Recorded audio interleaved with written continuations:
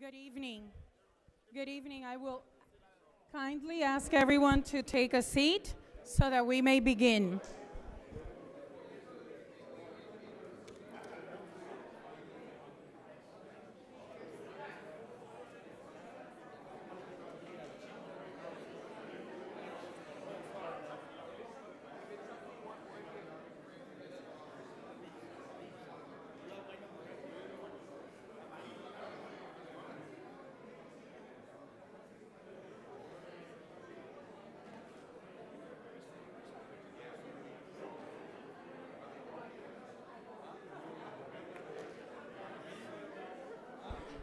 Good evening, ladies and gentlemen. We're going to begin in a few seconds. Please just take your seats. Thank you.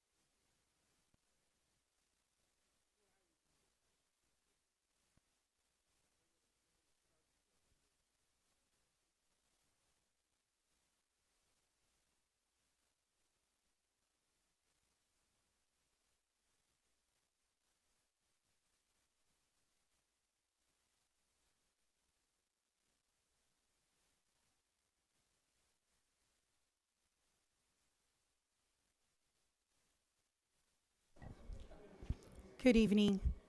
Thank you so much for all of you here joining us in this very special evening, especially for me.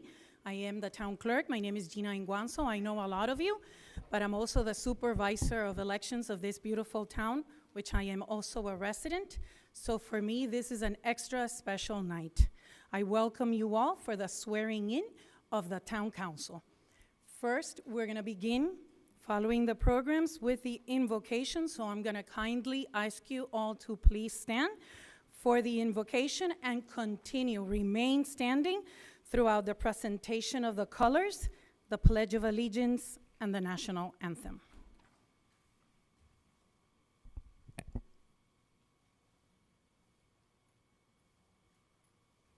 Good evening, Mayor, Town Council, newly and re-elected officials, our entire town staff, and our blessed Miami Lakes community.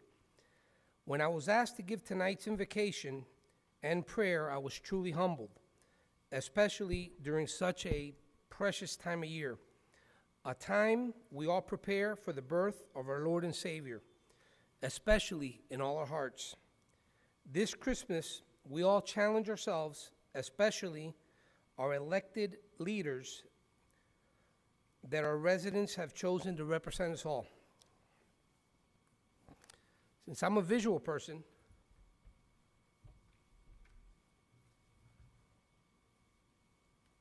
I wanted to present my town with this Advent wreath to our council and staff to remind us what the Christmas season represents these next 4 weeks. This first week, which started yesterday, should represent to each and every one of us hope.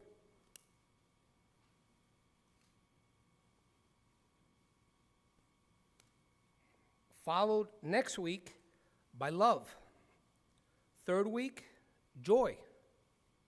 And the fourth week, his peace, culminating with his birth in each and every one of our hearts on Christmas Day. Please bow our heads in prayer. In the name of the Father, Son, Holy Spirit. I thank you, God, for all our many blessings, those we recognize and those we fail to recognize, and the opportunity especially the opportunity to know you so we can love you. And once we know you and love you, we are called to serve you, helping others. In Jesus' name, amen.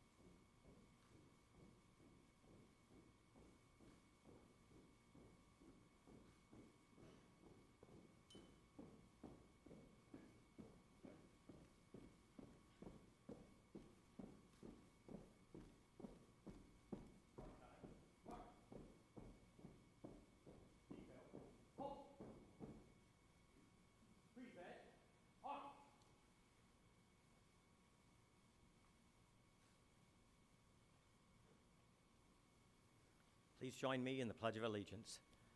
I pledge allegiance to the flag of the United States of America and to the republic for which it stands, one nation, under God, indivisible, with liberty and justice for all.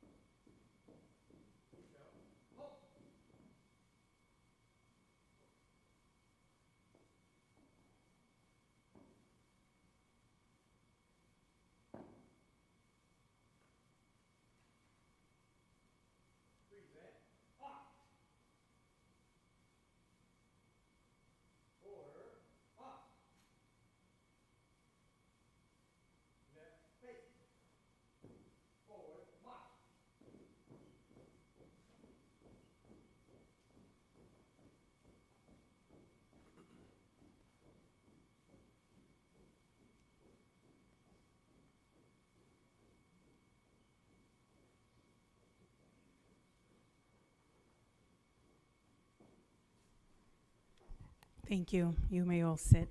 Thank you.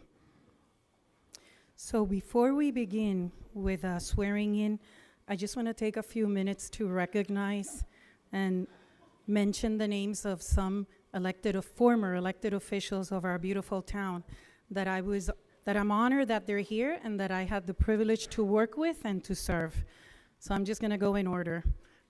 Former Vice Mayor Nelson Rodriguez.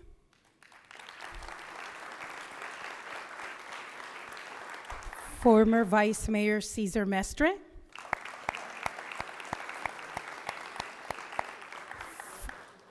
Former Council Member Nelson Hernandez. Former Vice Mayor Tony Lama.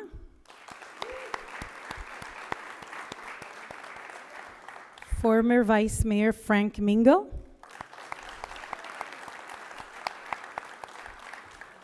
And our former Mayor Wayne Slayton. Thank you. Thank you for all of you for being here and honoring us. As well, I want to recognize some other elected officials that are honoring us by being here with us tonight. And I see as well State Representative Tom Fabricio. Thank you so much, sir, for being here. I see as well Commissioner Jesus Tunidor from the City of Hialeah.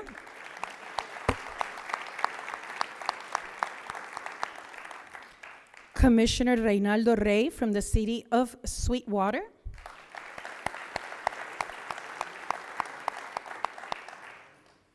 And I believe we also have Council Member from the City of Hialeah, Carl Zugby. Thank you. Thank you. As you all know, we have in the town of Miami Lakes elections every 2 years. So that means that we have a swearing-in ceremony every 2 years. And I'm in charge of this ceremony, as I mentioned earlier, because I am the supervisor of election. This is a very special night for me. I take this very seriously and very dear. And on behalf of myself, the town manager, town staff, town attorneys, and residents in general, everyone, I want to thank all the elected officials, the ones that are not being sworn in today, but that we have here with us on the dais, and the ones that I'm swearing in today. These are many hours, very long hours that they signed up, the commitment, the volunteer work in this town, and you're all gonna laugh, it's true. Sometimes you think meetings finish at 11 at night, but they don't. They go on and on until 2 a.m. So thank you for the commitment, and thank you to your beautiful spouses, family, for giving them, for allowing them to serve the town of Miami Lakes and to be with us. So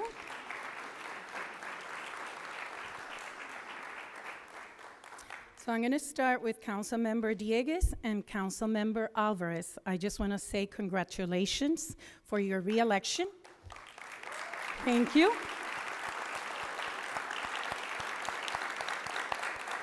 And Councilmember Garcia, congratulations, sir.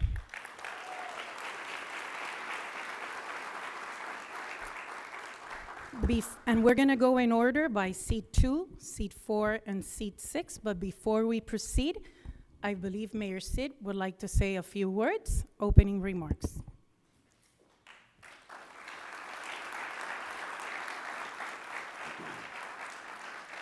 So almost 20 days ago, celebrating election night. And when I saw that night, it was incredibly special.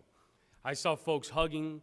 I saw folks high-fiving. I even saw one of the folks that's about to get sworn in cry tears of joy to look around, and they told me, I can't believe that 7,000 people put down my name on their ballot. And what gave me a lot of hope as well were the folks that ran for office. There were even some of them that showed up at the victory party, shook hands, said, you know what, the election's over, let's move forward. Others were posting nice things online, and that for our town means so much.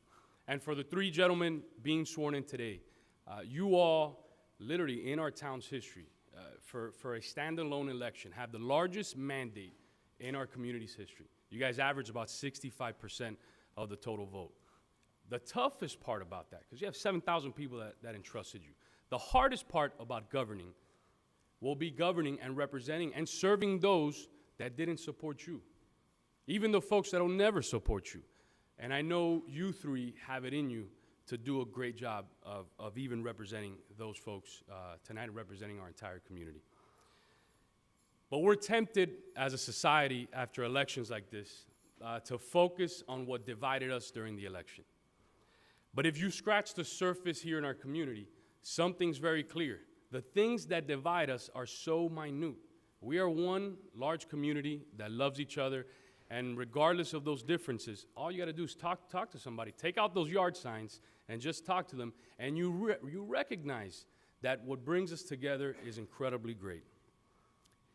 And one thing I want to make very clear, and especially to the folks that are getting sworn in today, we're not a town, right? We are the town of Miami Lakes, but we're not a town.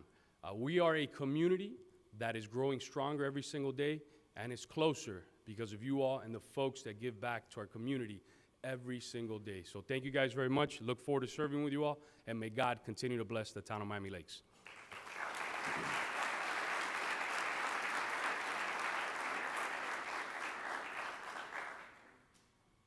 Okay. So Councilmember Garcia for seat 2. You want to bring your family, or it's, yes, okay. So we're going to do the seat.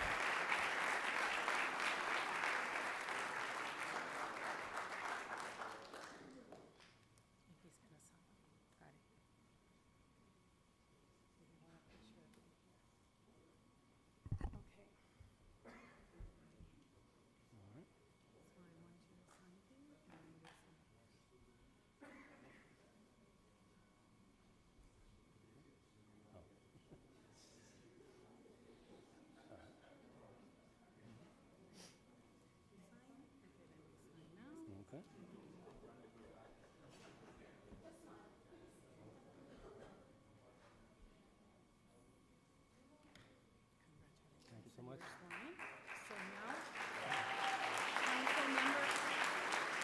Councilmember Garcia, please, you can say some words, Oh, sure. and then you can proceed and sit on the dais with your colleagues. Absolutely. Let me just grab some. This is not working.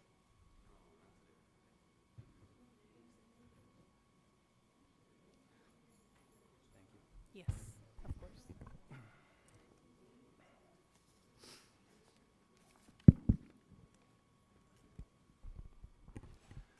Good evening. Thank you for being here. First of all, I want to thank all the Miami Lakes residents. The mayor spoke of all the residents who voted for me, but I want to reach out to all the residents that did not vote for me as well. The mayor was correct. I'm going to represent all of you as fairly as I can. And even though we might disagree on certain things, my goal over the next 4 years is to be by your side and do whatever it takes to improve your quality of life here in the town.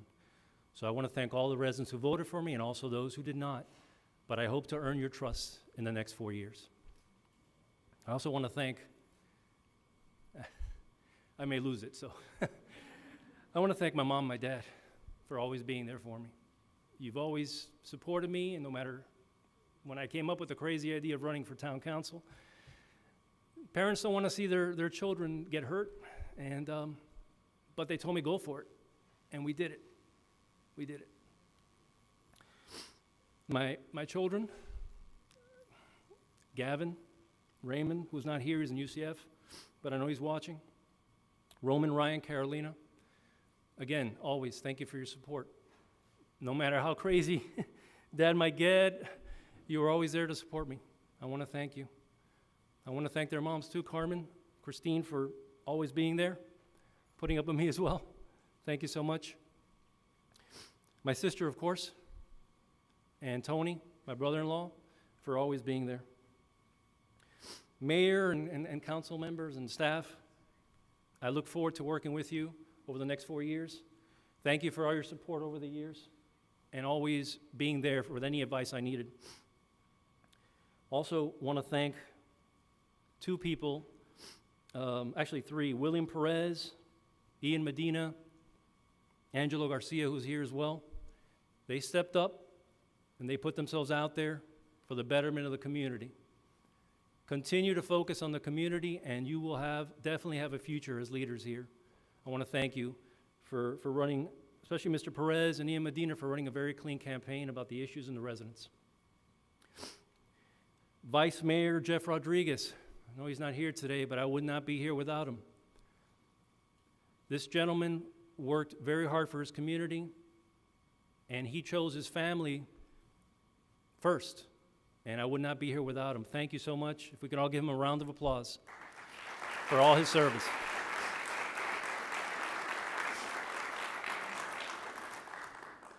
There's a picture in the old Shula Hotel that has William Graham in a tent. It's a black and white picture, and I'm going to paraphrase what he said, but he said, "I can't believe so many people here are interested in buying a piece of this ugly land." It was kind of like a joke he was saying.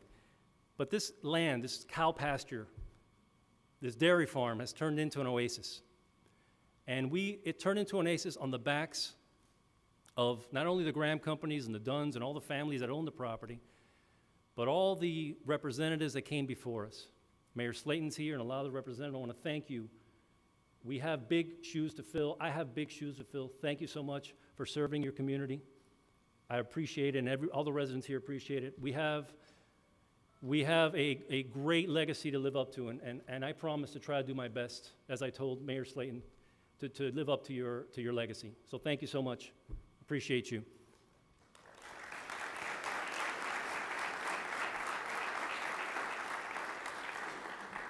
We all just finished our Thanksgiving dinners, and I'm sure a lot of us drank a little too much and got into arguments. But at the end of dinner, we all came together for dessert, and we're all family. That's how I think of Miami Lakes, as a family. And as the mayor said before, we're going to disagree on things. We're going to argue on things. But the majority of us agree on 95% of the time. So I want you to know, Miami Lakes family, that I'm going to do everything I can to improve your quality of life, working with you, listening to you, and doing what you feel is right for Miami Lakes. We're all Miami Lakes family. We're going to work together, and we're going to bring Miami Lakes to the next generation, not just for your kids, but your kids' kids and your grandkids. So I don't want to take too much of your time. There's two more candidates who won and deserve a lot of your time. So I want to thank you, Miami Lakes family, and I promise to work as hard as I can to improve your quality of life. Thank you, Miami Lakes. Appreciate you.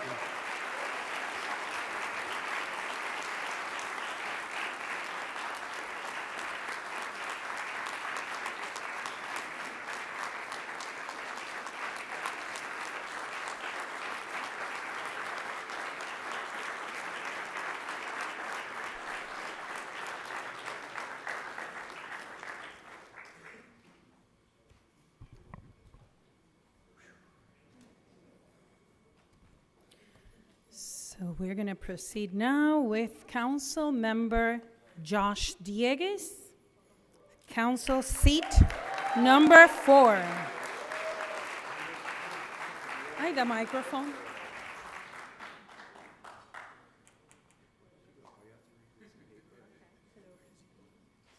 sure. Hello. Yes.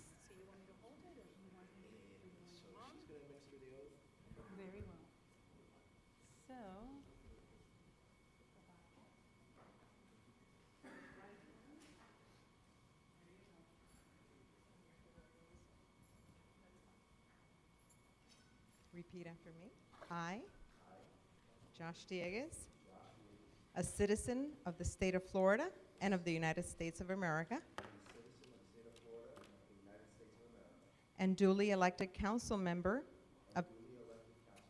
of the town of Miami Lakes, do hereby solemnly swear or affirm that I will support and defend the Constitution of the United States and of the state of Florida and the charter of the town of Miami Lakes, Florida.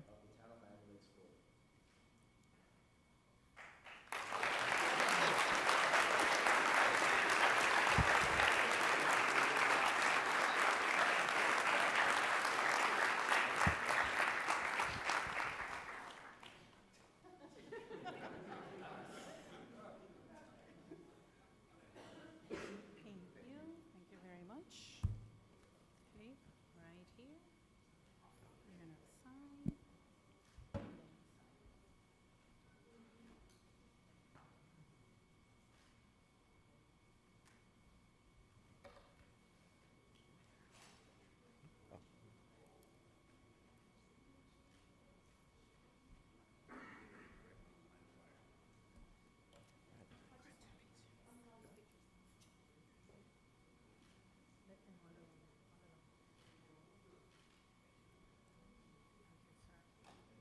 A few words, and then you join your Perfect. colleagues.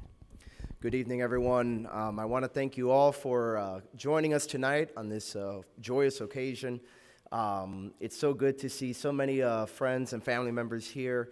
I want to thank, first and foremost, the people of Miami Lakes for entrusting me with another 4 years as their council member. And I also would like to acknowledge my family who held down the fort for the 2 weeks of early voting, for Election Day, and even during the other parts of this process where I couldn't be at the office enough. So I want to thank Mom, thank you for everything you've done. My sister, who's at home with my niece, Violet, and my father, who's still actually at the office with the clients. So these are very busy times, and I couldn't do what I do without them. So thank you for your sacrifice and for holding down the fort while I was away. And it's so great. I want to acknowledge some other elected officials that joined us after we started the proceedings. I'd like to welcome School Board Member Daniel Espino, who has joined us.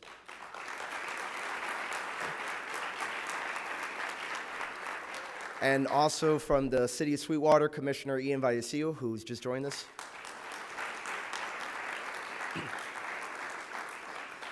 And I want to give a special shout out to this side of the room. It's so funny looking over here. I see not only former Miami Lakes officials, but I see a lot of friends and people that at some point or another I've done some work for. So, thank you to my clients for being here.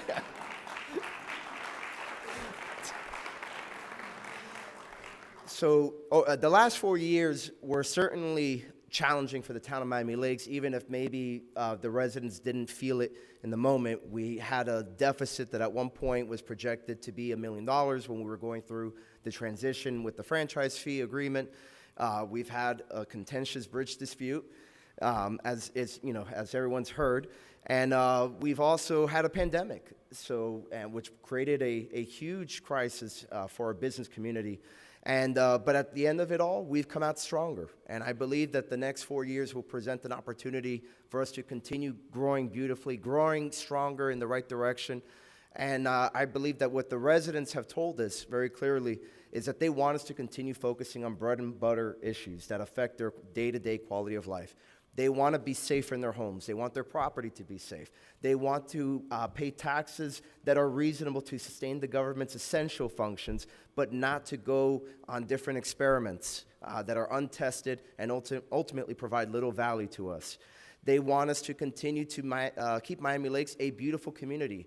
We're notorious for our tree-lined streets and how seriously we take them, and we need to continue to protect the tree canopy and continue expanding it and finding other opportunities, again, to increase the aesthetic value of our town and also our day-to-day lives. We also have to continue focusing on traffic. Unfortunately, we've hit a couple snags, but we're determined to get this done, to bring actual meaningful traffic relief for our residents. And between my colleague, Councilman Alvarez, who was just reelected, my new colleague, Ray Garcia, and those other gentlemen and lady sitting behind me, I know that we are the team to get it done. So thank you all for your confidence. Thank you for being here in this moment of joy, and I look forward to celebrating with all of you soon. Thank you.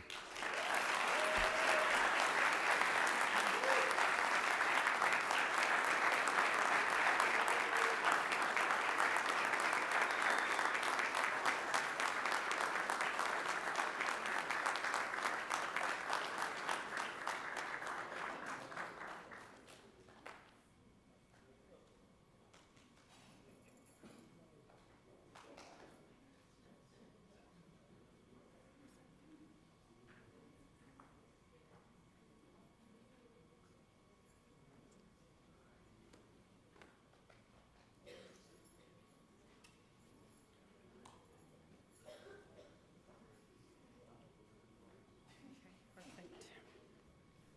Okay. So now, swearing in of Council Member Carlos O. Alvarez. Council seat.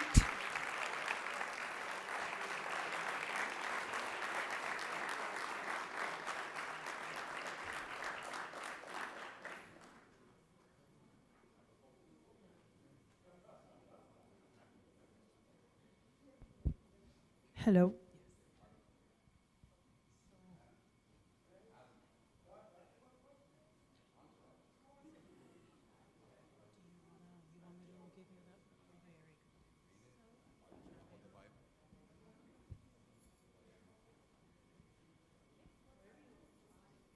Just for the photographer to have a good view. And raise your right hand. Repeat after me. Council member, if you want to, just a little bit. Sure. This way, baby. Okay, repeat after me. I, Carlos O. Alvarez, a citizen of the state of Florida and of the United States of America, and duly elected council member of the town of Miami Lakes, do hereby solemnly swear or affirm that I will support and defend the Constitution of the United States and of the state of Florida and the Charter of the town of Miami Lakes.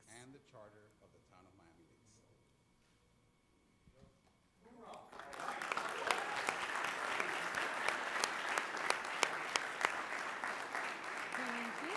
Beautiful. Thank you.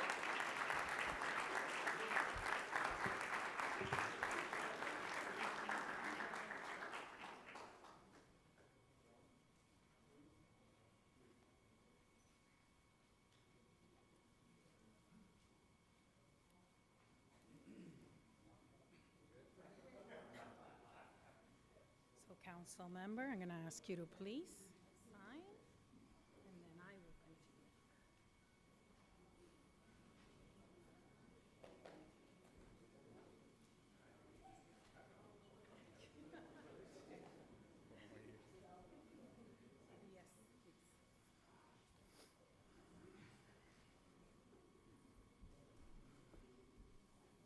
Congratulations. Thank you. Okay. What I get this? This one? You say some words and then you join your comments.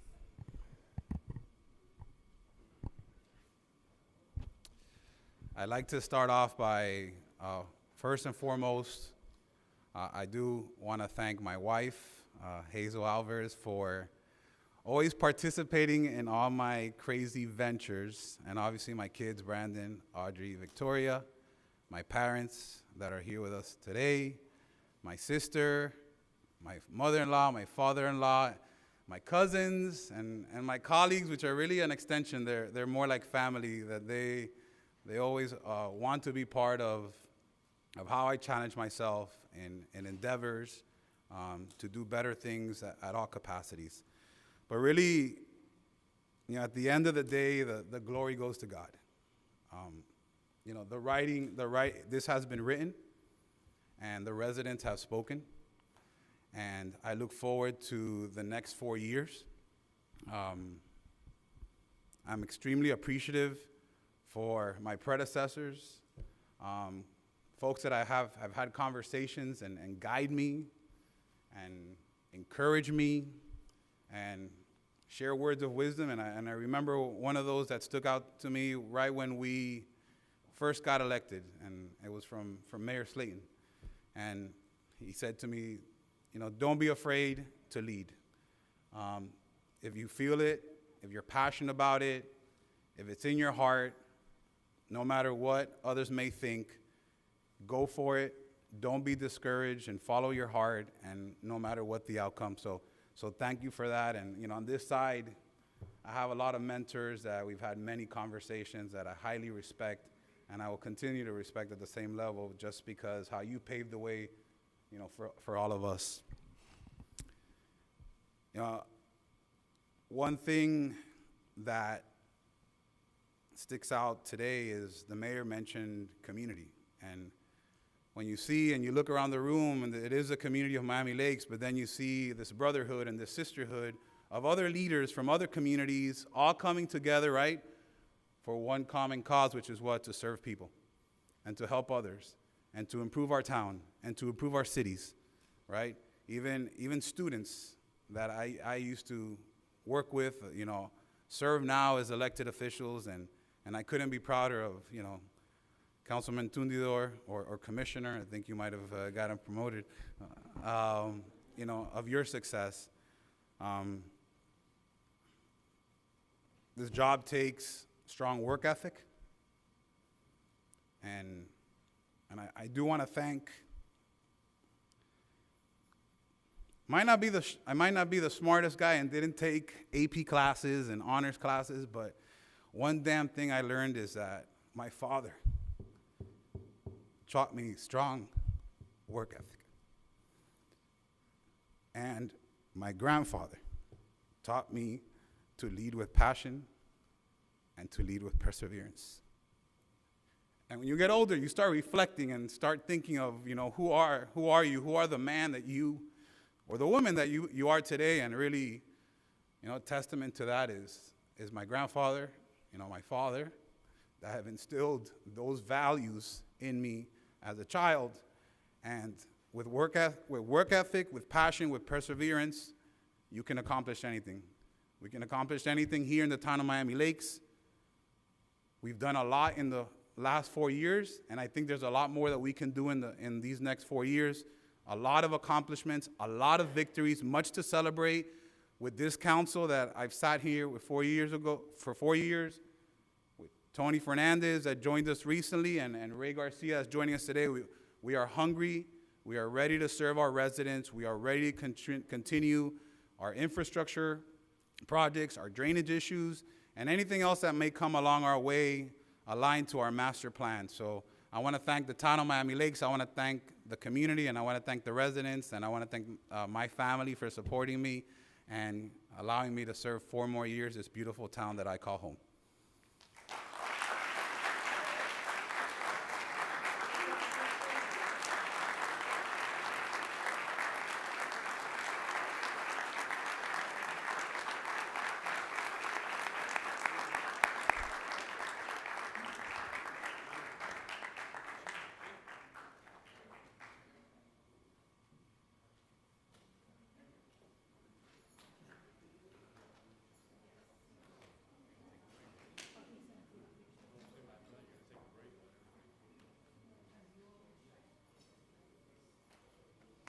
You want them here or you want them at the dais?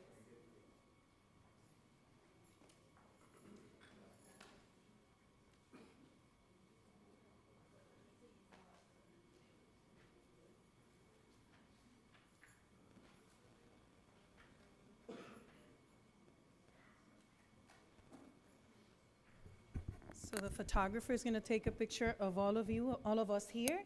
Then he would like one, if we can get around the podium, and then we're going to take a 5 or 10-minute break so that you can all, be with your families before we start this special call.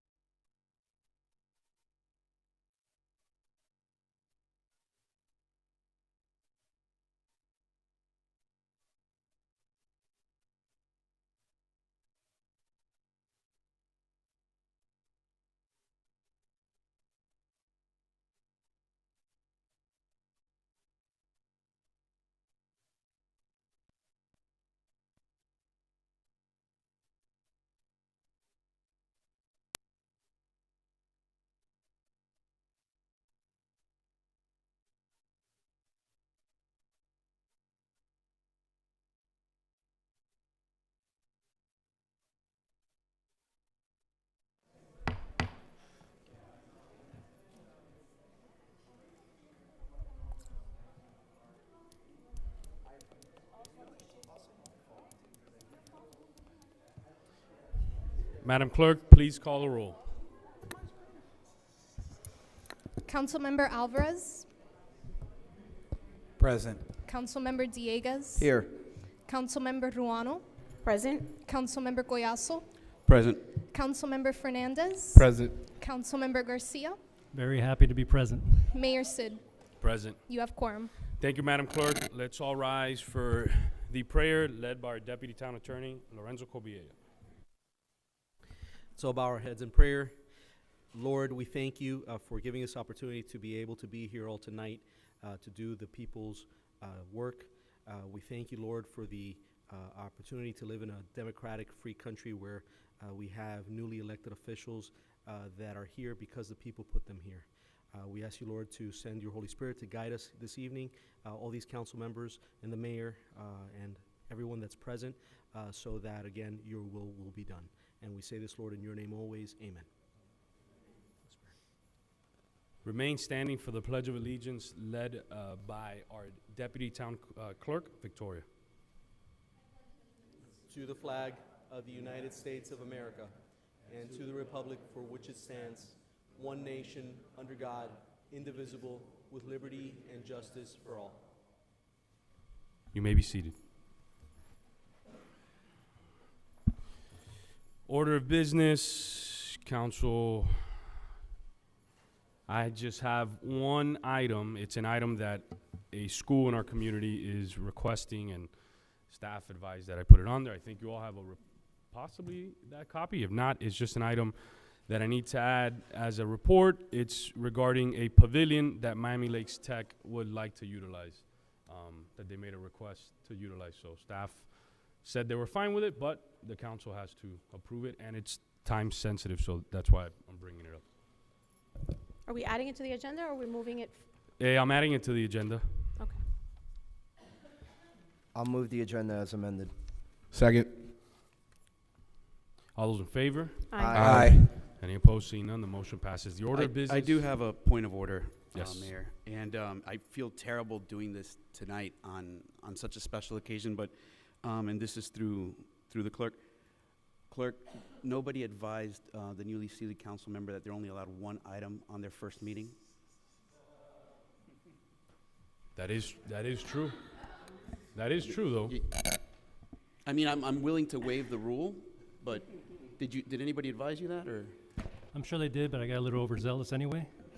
So I would ask for your patience if we could.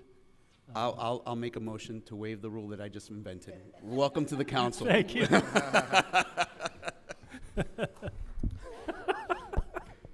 Thank you, Councilman Collazo, for adding some levity in there. So the order of business has been adopted. Madam Clerk, public comments. Good evening. If you just want to do a public comments, please just approach the podium, state your name and address for the record. Good evening and welcome. And I have been told that we only have one individual, one participant online. Good evening, Ms. Cintron. Bonnie Cintron, Lewis Road, Miami Lakes. Good evening, council. Welcome to the new member and the returning members.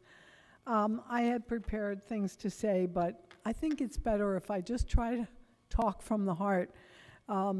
Before I start, though, please, I hope you took notice of the debacle that just happened with the Bitcoin recently, and maybe that should be a little motivation to not try to get Miami Lakes involved with entering into those kind of financial markets. I hope, take note. Okay. What I was doing when I prepared to come was I was trying to figure out why it is that we seem to be at odds sometimes. And what I can come up with, what I have come up with is that your motives seem to generally, many of you have motives for money-making, business, revenue-producing projects that you deem to be what the town needs, and that this is good for the town. Whereas most of the people I know that I speak with in my neighborhood just think the opposite, because what we feel is that we want our quality of life preserved. We feel that there is too much emphasis on having more commerce and more business and more industry. We're already inundated with the traffic that involves. But I mean, we have plenty of restaurants, we have shops, we have industrial parks and businesses. That your job is supposed to be solely to protect the quality of life of the residents. It's not your job to try to find more work and more opportunities for businesses to come to our community. At least that's how we see it, a lot of us. And I think that's what causes the problem. Many of you have the business-oriented mindset. It's not that you're doing this out of malicious motives. You think that's what the town needs. We feel that the town is bursting at the seams. It's grown enough. The Grahams have an excuse. They're developers, all they care about is making money. But your job is supposed to be to protect our quality of life. It's not your job to try to make more opportunities for work in this town. That's not how we see it anyway.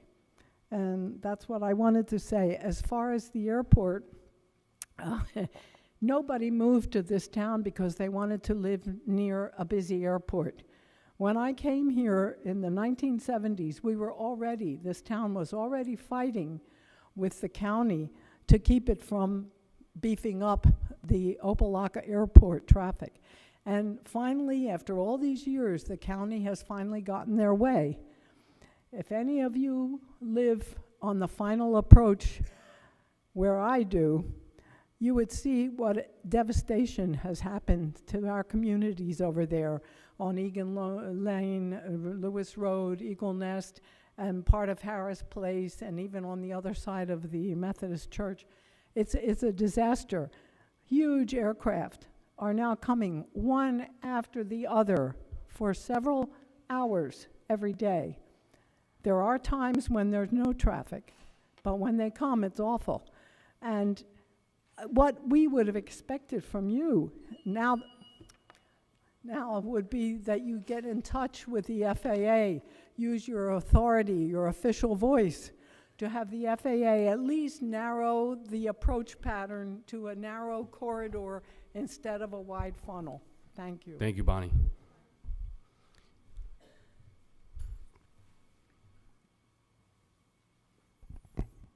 Good evening, Eladio Jose Armesto.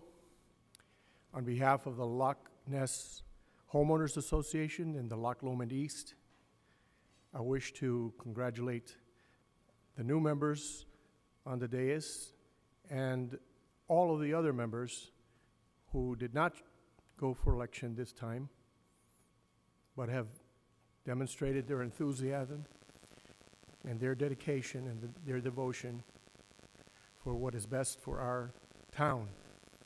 As we begin the holy season of Advent, where we prepare for the coming of our Lord Jesus Christ on Christmas Day,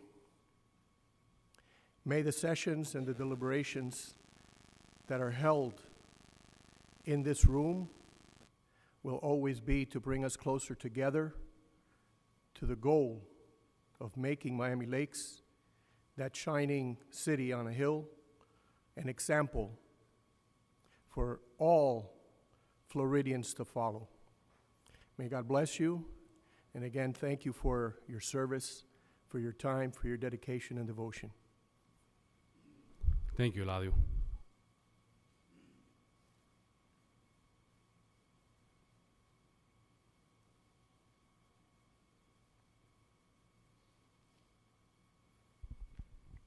Martha Mendez, 7000 Glen Eagle Drive.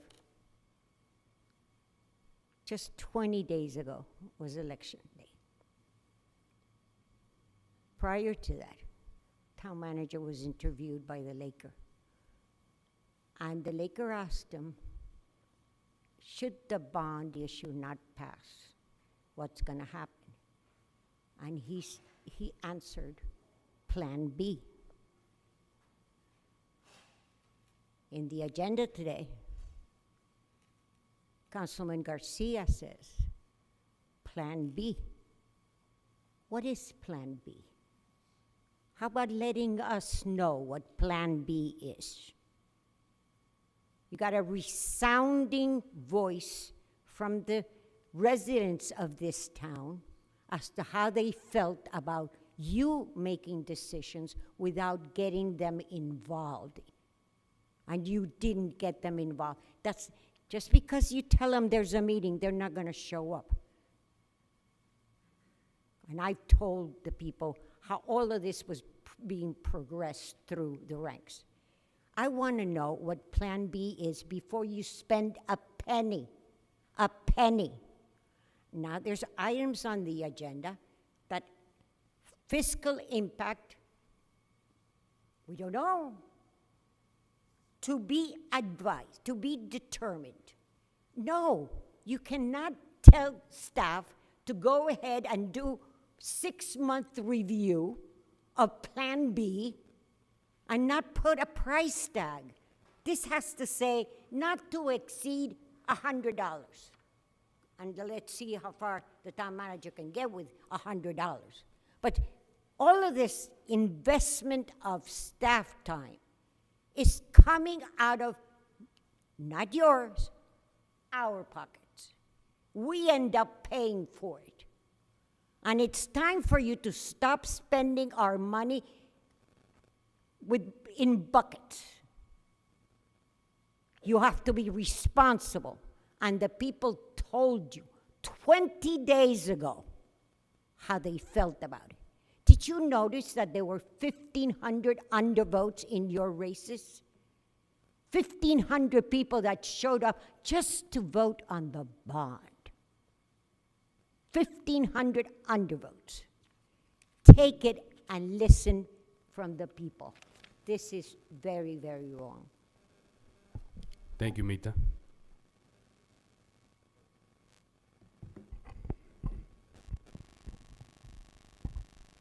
Good evening. My name is Diane Jimenez. I go to Barbara Goldman Senior High, 1400 Northwest, 89th Avenue. On behalf of my nonprofit, I Vote Nation, I want to congratulate all the Ray Garcia for being the newly elected council member to the council. I also want to congratulate Carlos Alvarez and Josh Dieguez on their re-election. I hope that in the next 4 years, like the town has done for the past 4 years, keeps on advancing and abides by the model that the town has been guiding itself since the day that it was chartered, which is growing beautifully. I also want to thank not just the elected officials, but I would personally want to thank Gina and her assistant, because while the people that voted went out and voted, and you guys are up here reading and making the decisions for the town, I personally saw them out there going to every single precinct and doing their job, and I personally want to congratulate you for that, Gina, and I want to congratulate your assistant. So thank you very much for doing your part in what our founders imposed on this country, which was freedom and the right to vote. So our Constitution and our republic was founded by framers who wished to have a perfect country. Obviously, none of us are perfect, and our idea is to serve our people. Over the past 4 years, some of us have made bridges, broken bridges, and obviously opened bridges to the town. So I just ask everybody to keep on serving their town as they have for the past years. And let's address the elephant in the room. The town in itself, how the lady addressed that she came up here, the young woman that came up saying that the people of Miami Lakes simply just don't want more taxes. There isn't a need, there isn't a want for more taxes. So if you guys are going to address situations, I strongly advise to count on the people first.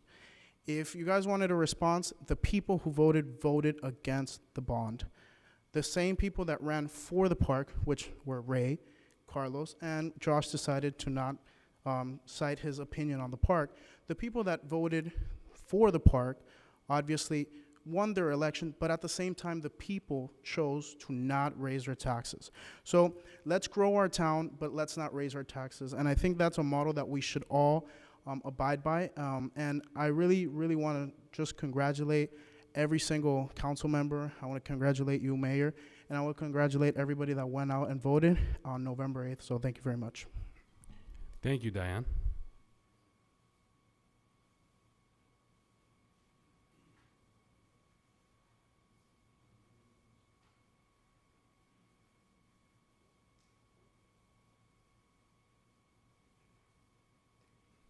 Good evening. Claudia Luces, 8220 Menteith Terrace, Miami Lakes, Florida.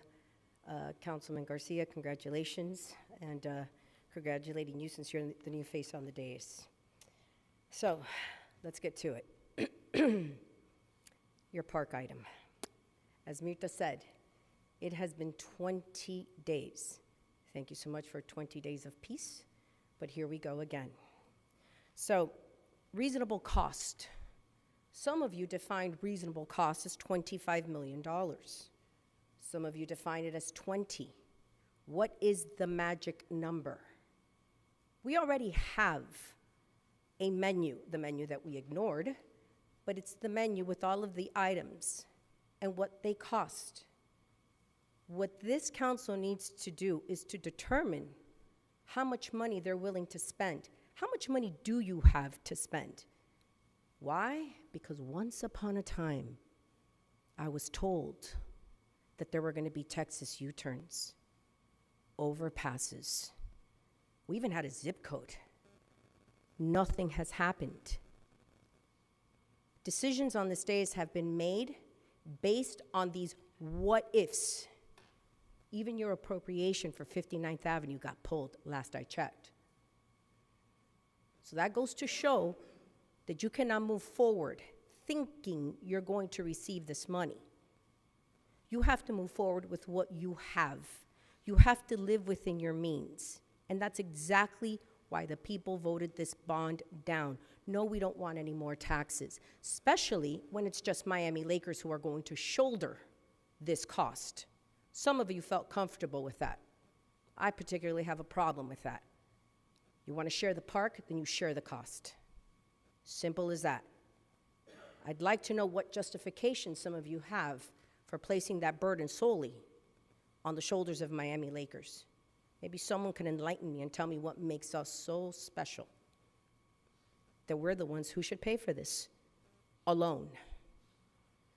So before you go off and direct town staff to do what they've already done, which is put together the menu of items, this council needs to determine what they have and what they're willing to spend before you can move forward. Now, on the issue of the business park, yeah, you still have this big elephant in the room called the park. Why don't you deal with that first before you start creating other problems, okay? We don't need the additional revenue. We do want to stay a small town like Bonnie cited. That's what people want. We don't want the additional traffic. We don't need it. We want to be able to go to our supermarkets, our gyms, whatever it is that we're going to in a peaceful manner. So, just food for thought. Thank you. Thank you, Claudia.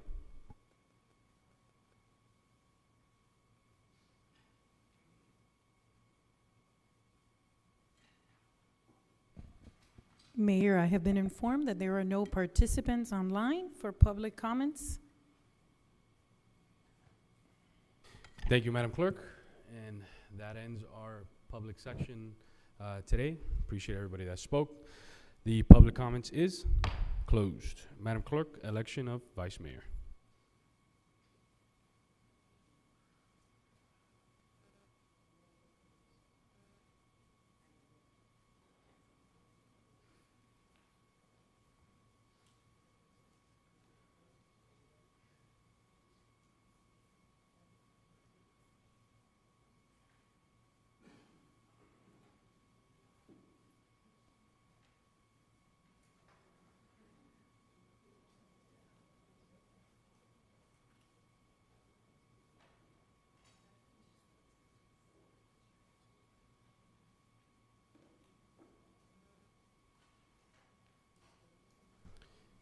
And Madam Clerk, while you collect them, I just wanted to put on the record why I'm voting the way I'm voting tonight. I'm voting for Councilman Carlos Alvarez to be vice mayor. I saw the last several years, I was actually going to vote for him last year too. I was prepared to do that. I know there was a speech about a council member that it was their last term.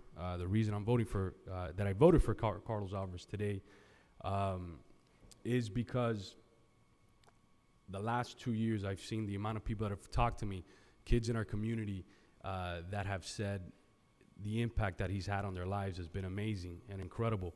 But more importantly, what I've seen, what he's done as a leader throughout our nation, here locally, and I think the election results spoke for that as well.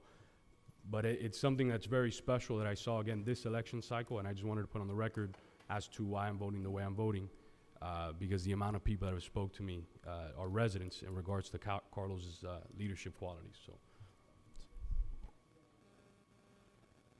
Mayor, point of personal privilege.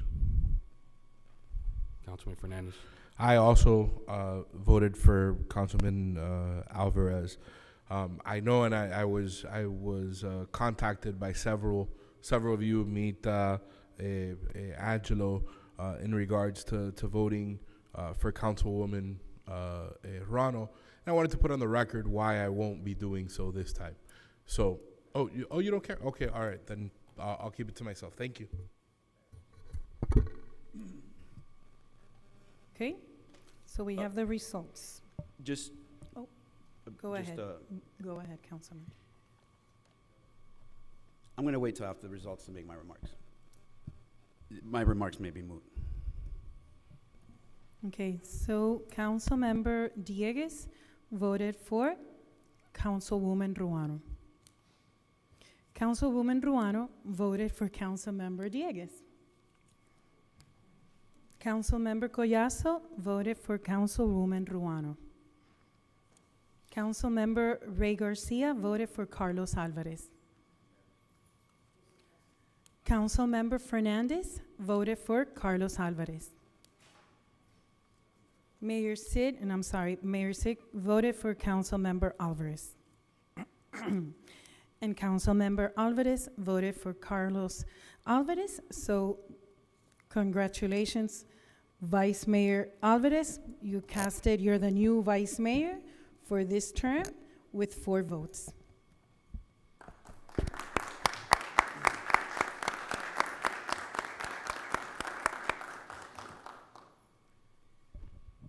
Thank you. Then my remarks are valid. And Vice Mayor, I remember my day getting elected, and it was truly an honor to have the vote of confidence of my peers. And I know this is special, and I don't want to take anything away from you. And I voted the way that I did just because that's where my heart was at, and I've had the pleasure to serve with Councilwoman Ruano. But I also want to bring out a matter of fact that has nothing to do with our emotions or what we have seen, right? What's the rule in the event that we need a vice mayor and Councilman Alvarez, you're maybe obliged to be somewhere else?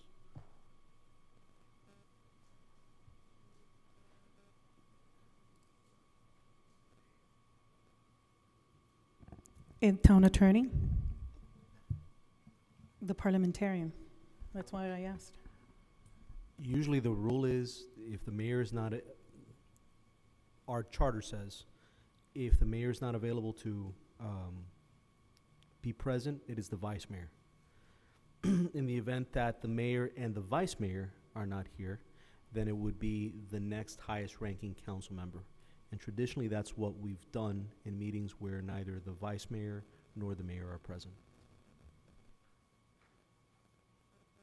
I'll happily recuse myself from that and give that post to Councilwoman Ruano, if that were ever to be the case.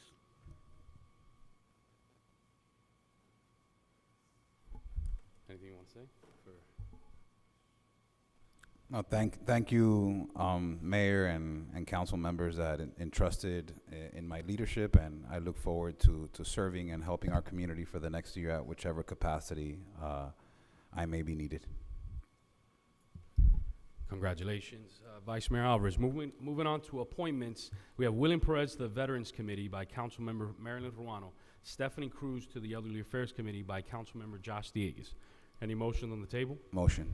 Second. I do have one name to add to that list. I was approached by a gentleman today in the audience asking to be reappointed to the Blasting Advisory Board, Mr. Angelo Cuadra. I'd like to make a motion to add him back. We're to adding, we're I'll adding, second. by council member, we're adding Angelo Cuadra Garcia to the Blasting Advisory Board by council member Luis Collazo. But I don't know who has an opening. Oh, are there any openings to the Blasting Advisory Board? Yes, absolutely. Do I have has an opening? Who has an opening? I will appoint Mr. Garcia. Councilman Ruano has an opening, okay. Appointed by council member Marilyn Ruano. And I had two names that I wanted to add as well. Okay. There's a couple of individuals that have been removed from the Elderly Affairs Committee due to 3 absences, but there's 2 individuals that I believe one of their absences was because they had been exposed to COVID. And so I wanted to first verify that that is an excused absence and doesn't count towards, so then it would be Mrs. Lourdes Corvo and Mrs. Jessica Joseph. These 2 individuals missed one of those 3 meetings because of exposures to COVID. So I don't know if the proper posture is to add them to this list to be reappointed by whoever appointed them originally, if that's okay with my colleagues. Yeah, who has that appointment? A council member, because I have to state it for the record, that's the. Right, they were appointed by someone. They were actually being removed. Do I? Yeah, those should be excused absences, but the most expeditious way to get them reappointed is just to Is just to reappoint them, Yeah. right? Who's the council member, so we can state Do it for we the know record? who? We don't have that with us. We can find out and email you tomorrow, but I totally understand and agree. You know, medical reasons, we're not aware of that. So you're informing us that person should be reinstated. So, but the mayor says that for the record, he has to state. Yeah, because who's I appointed. don't, for example, there's We a don't know. I mean, new council member up here, so I don't know if he has people that he would like to appoint. So I don't, if it's me, I'm okay with it. I just don't know how, I don't want to put that burden on a new I council believe member. Jessica Joseph may have been my appointee. I believe. No. Miss, None of, Okay, then we're okay. So everybody, Jessica Joseph and Lourdes Corvo, back to the Elderly Affairs Committee by whomever council member has an opening. So we have 5. We have William Perez, Stephanie Cruz, Jessica Joseph, Lourdes Corvo, and Angelo Cuadra Garcia. Are any motions on the table regarding to these 5 names? I moved them. Oh, you moved them? Second. All those in favor? Aye. Any opposed? Seeing none, the motion passes. Any of the names that we mentioned here in the audience today? I see Angelo back there. Thank you for serving. Let's give those folks a round of applause. Thank you. Do we have, for the record, just because I know we haven't moved forward with that, do we have any people that are pending for the sheriff committee? Because I know it's fast approaching. And I think only 2 elected officials have appointed, so Myself yes, and Councilmember Collazo have appointed. that is our understanding. Got it. So if you guys want to look at those applications, please do, because I know the sheriff issue is fast approaching, and I know the entire issue with how the county is going to handle municipal policing, but then how they feel that the sheriffs will oversee contract cities and whatnot. So I do think it'll be a great conversation to have with some of these experts. So please look into it for the next council meeting, whoever has an appointment there. We're moving on to the consent calendar. There's only one thing on the consent calendar, which is two items. 2 items, item 10A and item 10B. Nobody pulled this from consent, so any motions? I'll move it. I'll second. All those in favor? Aye. Any opposed? Seeing none, the motion passes. I put on item 11A, then I have the other item, item 11E. Item 11A, last week I went to the opening of the town's recreational basketball league. One of the first things that I noticed was the games are Friday nights. It's really, really dark. And with the gentlemen, the folks that run it, 305 Sports Basketball Academy, they're renting these diesel-fueled lights, only 2 of them, to fuel that. It's very, very, very expensive. It's not ideal for the town. He's offered, and I know he's let town staff know, To pay for lights, we have to go through the county's permitting process, the school board's permitting process, but he's offered to pay for permanent lights himself.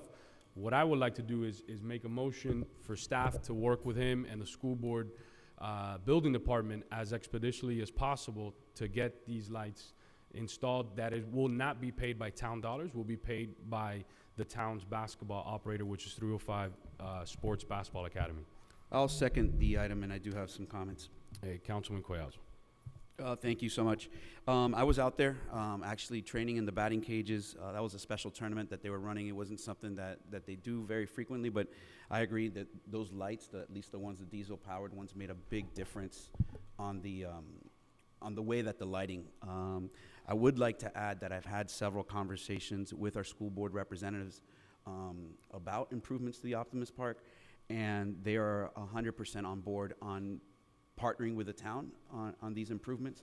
And I definitely think that's something that we can bring forward to our school board representative as something that maybe they can assist with. But more importantly, and one of the things that in my conversations with Roberto Alonso, the principal and the administration have graciously allowed us to use an overflow parking area that has benefited the 305 Academy as well. And it is one of these contingencies. When somebody mentioned Plan B, I don't know if there was a formal Plan B, but I think everybody's always been thinking, what are the contingencies if we don't move forward with the Optimus Park bonds? Obviously, the Optimus Park bond didn't go. Several contingencies have been floated around. I have been sending FPL sports lighting program to the mayor, I'm sorry, to the manager. I know I was contacted by the clerk for a possible sunshine meeting with other elected officials to possibly see how we can partner on bringing in state revenue, to bring in school board monies. And I'd like to see whatever we do here being part of that comprehensive solution that Councilman Garcia is also proposing, because I think what we're trying to do is take different chunks of the apple, and we're all trying to get to the same place at the same time. I'd like to be it as a cohesive effort. And there was a gentleman here, and I'm usually not this vociferous, but I remember when Vice Mayor Lama tried to tackle the traffic problem. The best solution was bringing everybody. Everybody that was going to be here to support it, everybody that was going to be here to talk against it, all of our funding partners, and let's work this out in a room. So completely behind the spirit of your item, you know, and taking a feather from the cap of former Vice Mayor Tony Lama. I think it's a way that you get the process going, but not in a void, not in a vacuum, not having staff. We went the options route, right?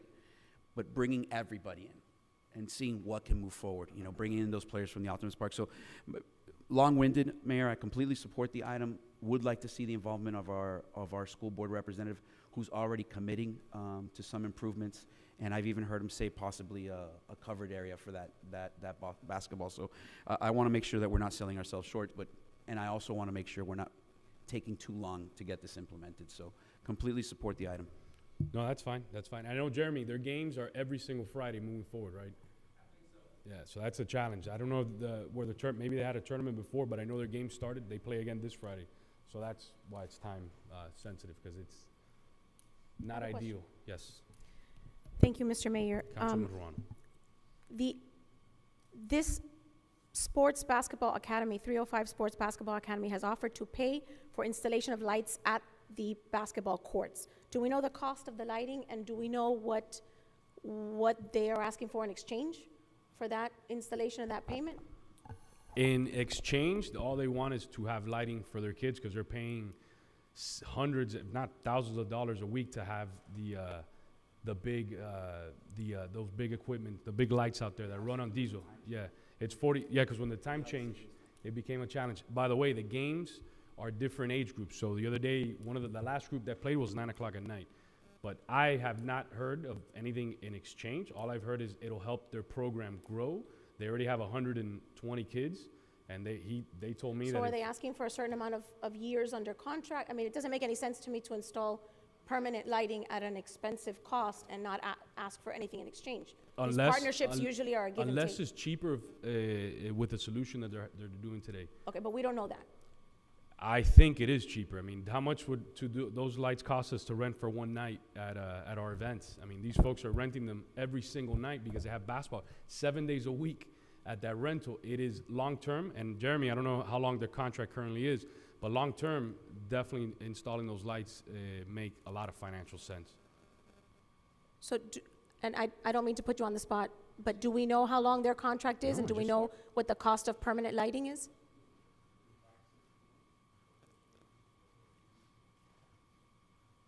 Good evening, Mayor Council. Their contract is for 3 years with two one-year renewals, and we don't have on our end a price component for what that basketball court lighting would look like. So you would bring that back to us, and you would also bring back to us how this affects their contract? Correct. Thank you. Thank you, I appreciate that. All those in favor? Aye. Aye. Any opposed? Seeing none, the motion passes. We're on to item 11B. Councilman Garcia. Thank you, Mayor. Appreciate it. This item is in an ongoing effort to provide Miami Lakes residents good, high-paying jobs so they can live, work, and play here.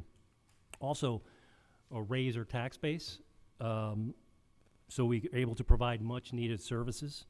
What I'd like to do is, with your approval, is ask the town administration to put forward a new plan with all the residents, of course, stakeholders, including the Miami Airport Authority, to take advantage of the existing Opa-locka Airport traffic to help develop Business Park East, which, as you know, is in dire need of redevelopment.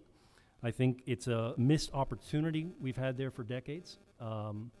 We have airport business going on next door, and the cities of Opa-locka, Miami Gardens are taking advantage of that, building brand new facilities. This would be just to ask the staff to look in, along with the 59th Avenue bridge opening, how we can redevelop that area and bring higher paying jobs to Miami Lakes. So Miami Lakers don't have to leave in the afternoon and come back in the night, and it'll help with traffic as well. Plus, it'll increase our tax base. So basically, he's asking the staff to look into how we can make it more attractive for businesses that do business with Opa-locka Airport to consider Miami Lakes as a place of business. I'll second it for discussion. Discussion, Councilman Dieguez. Thank you, Mr. Mayor. I just wanted to ask my new colleague if you've been able to speak to staff at all yet as far as how this would work with the overlay district for that area. I have spoken to staff, and they have mentioned that about the overlay and how that's going to work. This would be not in spite of, but work together with that overlay, to work with that. The entire area from Costco all the way down to the Hialeah area, the east side, with that overlay, with the bridge, just the entire east side area as part of a bigger plan that's already going on, the staff's already looking into. Okay, I certainly am supportive of looking for new ways to bring more entertainment and dining options to the town and growing our tax base. I think the reality is that provides an opportunity for us to reduce our millage rate whenever we do grow our tax base. And then the fact that we're talking about an area that potentially might develop on the eastern fringes of the town, it's not going to have a severe impact to our main roads and our residential areas. So I will be supporting it. I just was curious to see how it would play in with the overlay district, which obviously is geared in that direction as well. Absolutely. About how we make that business park more attractive for investment and different uses. Thank you. Any further discussion on this item? Any further discussion on this item? Councilman Ruano. I agree with Councilmember Dieguez on the fact that we should always look for opportunities to increase our tax revenue. One of my concerns about this, and I know that your item says, is that it is to utilize the existing air traffic at Opa-locka Airport. One of the biggest concerns that we have, mostly for people that live on the east side of town, is that they have seen an increase in air traffic, and I wouldn't want this in any way to promote an increase in traffic or to in any way justify that the town of Miami Lakes is in favor of seeing more traffic in the airport. I don't know how we can, I don't know if we can give direction to staff as part of your item. I'd like to maybe amend it and include language to say that we do not favor any kind of commercial air traffic or any larger airplanes than what already lands there. I met years ago with the airport director, and I took a wonderful tour of the airport, and they assured me that they do not have any larger aircraft landing there than they used to. But unfortunately, to the naked eye, that's the way that it seems. So I don't want this in any way, shape, or form to promote any kind of increased air traffic at the airport. I absolutely agree, Councilwoman. It's not to add traffic, but to take advantage of the existing traffic. And I also think we should always have a say as a town body on any traffic, any increase in traffic that they're proposing. We should always have a say in that. And yes, the residents have said that they don't want increased traffic. It's the existing business that's going on now that's going to Opa-locka and the other towns that I'm worried about, that it should be coming to Miami Lakes. The existing businesses that are coming in right now. I'm not for increasing traffic in the airport at all, not at all. Perfect, so that would be a friendly amendment to this item. Absolutely. Is there a second to that? I'll second. Discussion on this amendment alone. All those in favor? Aye. Aye. Any opposed? Seeing none, the motion passes. We're back onto the main motion as amended. Any further discussion on this item? Seeing none, all those in favor? Aye. Aye. Any opposed? Seeing none, the motion passes. We're back onto the next item, 11C. Councilman Garcia. Thank you, Mayor, appreciate it. The residents spoke loudly, and they said they did not agree with $19.5 million, and I am 100% in agreement with them. What they did say, though, is that the park does need improvement, and every member of the... Yep. I'm sorry. Councilmember, I think we're on the floating solar one. Oh, we're floating solar. I'm sorry. I'm overzealous. Once again, floating solar. Here we go. All right. So in an ongoing effort to find new revenue sources to provide tax relief to our residents through public and private partnerships, I've asked the town if they, or I'm asking for your approval for the town to study how the town can utilize its existing commercial lakes and analyze the possibility to work with all the stakeholders, including FPL, commercial, business, state, local entities, or the residents as well, to introduce a pilot program utilizing floating solar as a revenue source for the town. Currently, floating solar is something that Miami International Airport has.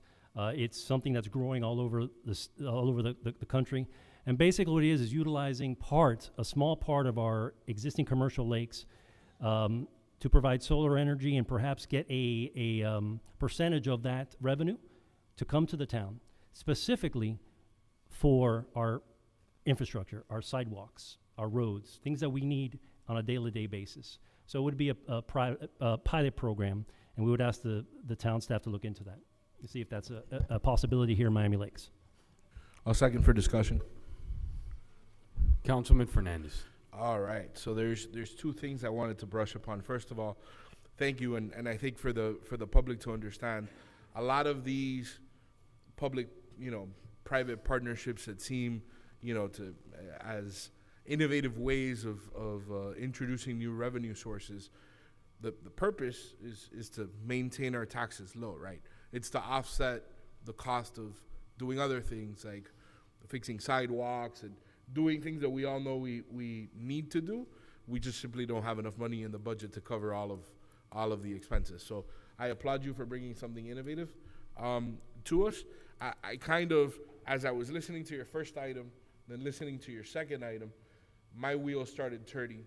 And I think something we should definitely consider, and it's sort of germane, but not, when we talk about alternate ways of funding the 59th Avenue extension, maybe we should contemplate leasing the entire space and building out solar, entering into a P3 to build out solar on the rest of the parcel.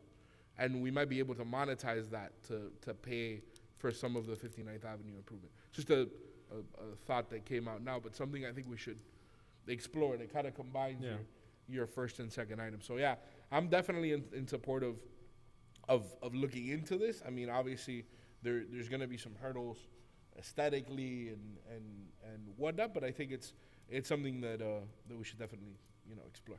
Thank you. Thank you. Any further discussion on this item? Councilman Mayor. Collazo, Councilman Diegues, Councilman Collazo first, then Councilman Diegues, and Councilman Ruano. Thank you. Councilman Garcia, thank you for bringing the item forward. This is not the first time that I had heard of something like this. The former town manager, I believe Alex Ray at the time, along with Tony Lopez, had floated, no pun intended, but had floated something similar. And the only lake that was suitable was the one, correct, was the only one, was Lake Ruth. And that's privately owned by the Metter family.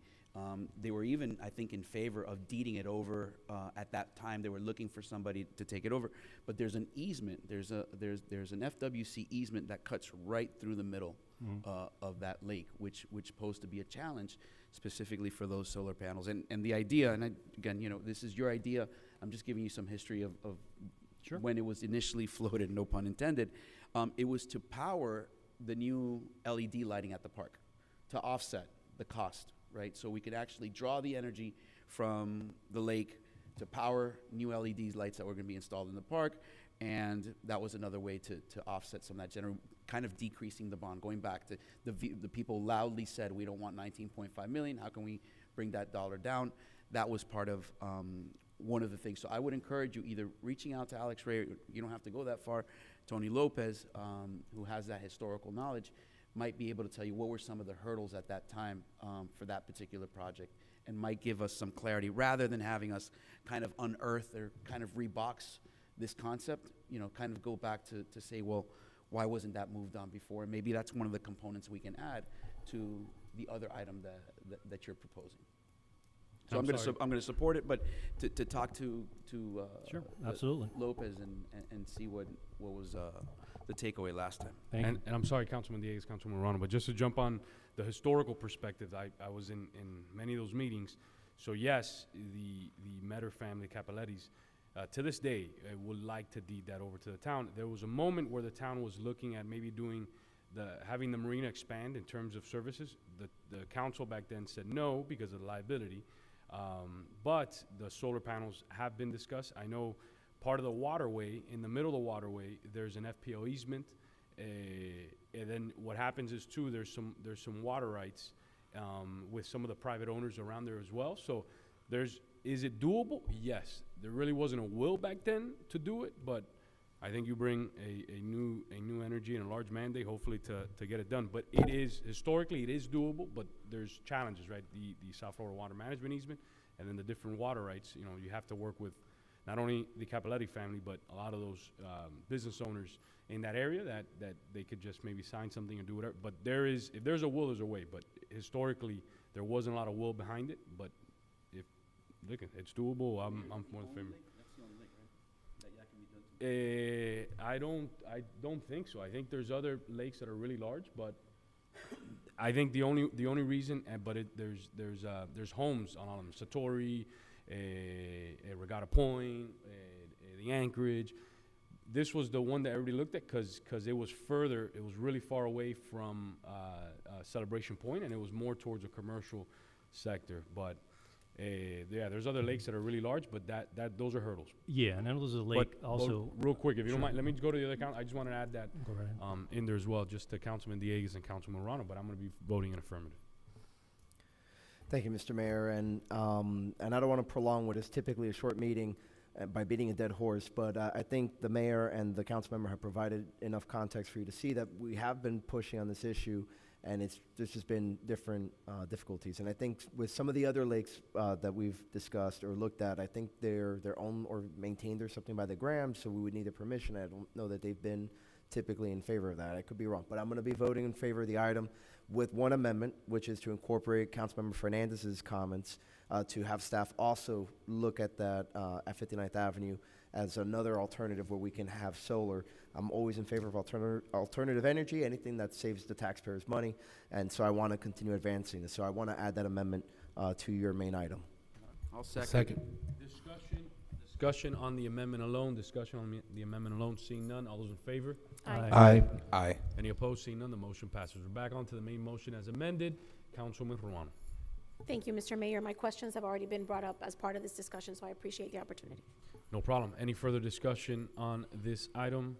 Seeing none, all those in favor? Aye. Aye. Any opposed? Seeing none, the motion passes. We are on to the next item, item 11D. Councilman Garcia. Well, as I started mentioning before, the the residents have spoken, and they voted no for $19.5 million. But the one thing we all agree on, and the majority of the residents and the council agree on, is that the park needs a lot of work when it comes to infrastructure. So, in another ongoing effort to get the residents involved, always first, to try to provide a plan B for the residents at a reasonable cost, and that cost could be spoke about today in discussion. Direct the town administration to put forward a new plan, including input from everybody, all the residents, all stakeholders, with a timeline, a budget, and revenue sources that include grants, P3s. Also, I know you spoke, Council Member Collazo spoke to our new our new member of the school board to try to get them involved as well. All parties available to try to come up with a plan B with transparent costs, where the money's coming from, how we're going to get there within a 6 to 9 month time frame to make those improvements to the park. The reason I say 6 to 9 months is, as everybody knows, the longer we wait for any infrastructure cost, they go up. So I'd like to have an ambitious goal to be transparent, come up with a funding or multiple funding sources, and focuses on the major issues with the park, which is the flooding, which is the lights, and the backstops that are rusting and falling apart. So I think those three, if we focus on those three things, I think it'll make it more easier for the town staff to come up with a plan B, and that's my discussion. Vice Yes. Mayor Alvarez, Councilwoman Ruano, I saw your hand up. Yes, sir. Councilman Diegues and Councilman Collazo. Thank you, Councilman Garcia, for bringing this up. I wish to amend it and provide direction. I think we need to look at the project not as an entire piece as well, but if this new business item passes, directing staff to chunk it into different parts, into different phases, whether it's the Pinto fields or the larger fields. So then we may have a total cost, yes, revenue cost, where it's going to come from, but that if we want to just do this project, this is what it'll cost. If we want to do this part of the park, if we want to do the parking lot, if we want to do the lighting, whether or not we're going to do a concession. So just like you see the master scope plan, providing direction to staff to kind of do an a la carte menu that each of these items would cost this much with a totality options, with a totality of, so then we can discuss. We have it. Well, I didn't mean to interrupt you. I'm sorry. No, go ahead. We already have that. Piece by piece, broken down. Absolutely, piece by piece. It's painfully detailed. We already have that, which is But why. in the new plan that he's, It's whether the same it- plan. The prices don't change. The items don't well, change. we don't know if Plan B is going to be the same design, or is it the same design?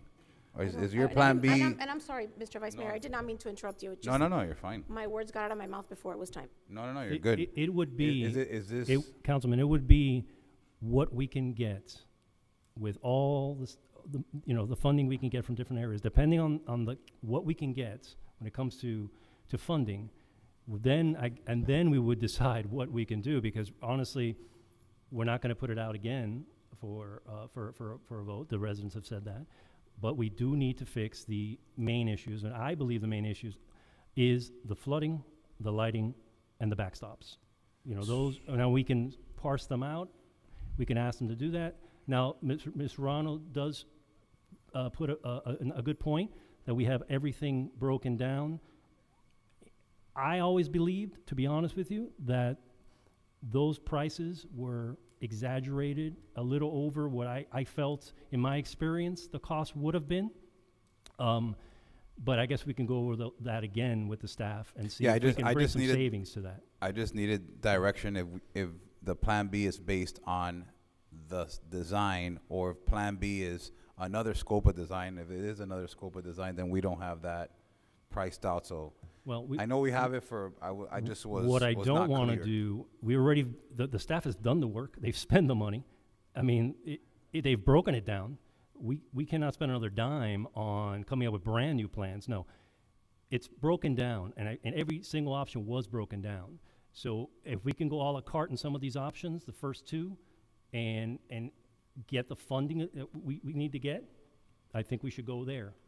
Most of the work's already been done, and the consensus is already there from everybody on the council that those main things have to get done. We've all agreed and when I say reasonable price, that's something that of course the residents have to put their opinion on, and everybody, all the stakeholders have to put their opinion on, and it has to be incredibly transparent so we can get started. What I would ask my colleagues is, time is of an essence. We're losing every month that goes by, every year that goes by, it just gets a little more expensive for us. So if we can put a focus on this and make a choice, I think the residents deserve that. All right, stating that, I'll pull my amendment. Thank you for the clarification, Councilmember Garcia. Thank you, Vice Mayor Alvarez, Councilwoman Ruano, then Councilman Diegues, then Councilman Collazo. Mr. Mayor, thank you. And this was something that when I read, I was confused about, because we had always discussed that if the bond didn't pass, we were still committed on this day to renovating the park and making it a safe environment for the children to play. Not a sports complex, but a safe environment for the children to play. And we do have some funding that we have been setting aside for a while for the park. Mm-hmm. And unfortunately, we were overzealous. And I made those comments to the Optimist Club directly. When you're too ambitious, then you have the possibility of losing, and that's what happened. Mm-hmm. If the bond would have been at a lesser amount, I think it would have been more favorable, or it would have had a better chance. That being said, to do this right, we need to figure out how much we're willing to spend, where we can get the money, if we're going to, ask for funding from the school board or from the county or from the state. We need to have the dollar amount first. And then after we have the dollar amount, be it 5 million or 4 million or 3 million, after we have that dollar amount, then we can sit with the list of items that we have. And unfortunately, rearranging the fields is probably out of the question at this point, because that was the most expensive component. So we're going to probably have to revamp what we have, which doesn't mean that it's not going to be a beautiful, safe park. But doing this the same way again is only going to set us up to fail. We first need a dollar amount, and then once we're comfortable with the dollar amount, whatever reasonable is to all of us, reasonable wasn't 25 million and it wasn't 19.5 million, whatever reasonable is, then with that number, then we look at the menu that staff did a great job at putting together. I actually think it's extremely detailed. And then we pick and choose from that menu what it is that we can afford. That's really, at this point, I think that that's the only way to do it, and it starts with conversations with other stakeholders to find out what partners we can work with and what funding will be available for us, because we have some money set aside. A bond is not an option at this moment, at least not until there's another election and if we wanted to bring it up again. But we need to find out how much money we have first. I'll support this, because this is something that we were going to do anyways.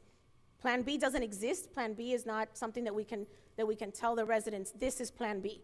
But we always made the commitment, and I made the commitment to the constituents and to the individuals that were supporting the park that this wasn't going to die. We were going to continue to work at it until we got something accomplished. So I will support it, but I think that we already did it the way that it fails. We need to try to do it differently in order for us to not set ourselves up to fail again. Agreed. Thank you, Councilman Ruano. Councilman Diegues. Thank you, Mr. Mayor. My view of this item is that this is a Plan B, or at least the start of forming a version of Plan B. I think we all have our different ideas as to which way we want to go with this. Personally, I'm not ruling any option out in terms of even if we have to revisit some aspects of the design, not wholesale, but I think everything should be on the table, and I'm going to support this to get the ball rolling. To me, I think what you're asking for is just for us to get this process started. Yes. I know I've already reached out to the manager about coordinating meetings with staff, so I can start formulating what I think would be an appropriate Plan B, and I'm sure others are as well. So I will be supporting it, again, just to get the ball rolling, because I do think that notwithstanding the message from voters that they did not want to spend $19.5 million, I think the general consensus was that they want to see something happen there, because they understand that there are needs at the park that need to be addressed. And I think that, in the process of working with staff And getting the review back based on your proposal, I think we'll start to formulate what that Plan B looks like and what the numbers associated with it are. But I highly encourage you to be active in that process and not just leave it solely to staff, but also be a partner with them in trying to get information and sort of, questioning certain assumptions or educating yourself as well. But again, you coming from the parks background, I think, you especially should take an active role in working with them on this. Yes, sir. Councilman Collazo. Yeah, and I'm not going to reiterate a lot of the points. I did preface some by saying I want it supporting it, but let's not do it in a vacuum. The worst thing that can happen is that public opinion is already kicking us in the face saying this was only 20 days after the election. Sure. But I understand the sense of urgency, and I'm in agreement with that. I'd really like to see some deliverables, right? And we already started preparing for this at the last meeting. So we already know that there's a budget allocation that's already being set aside for immediate improvements.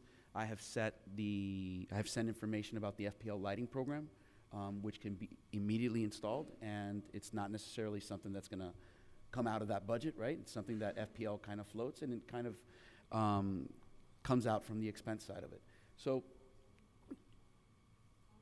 if we all have the opportunity to kind of put in our stake and put in our... Oh, absolutely, yeah. I think the end product will be successful, and it will have the community buy-in that it needs without it necessarily being money that we're borrowing, right? And I think that's the number one thing that we heard.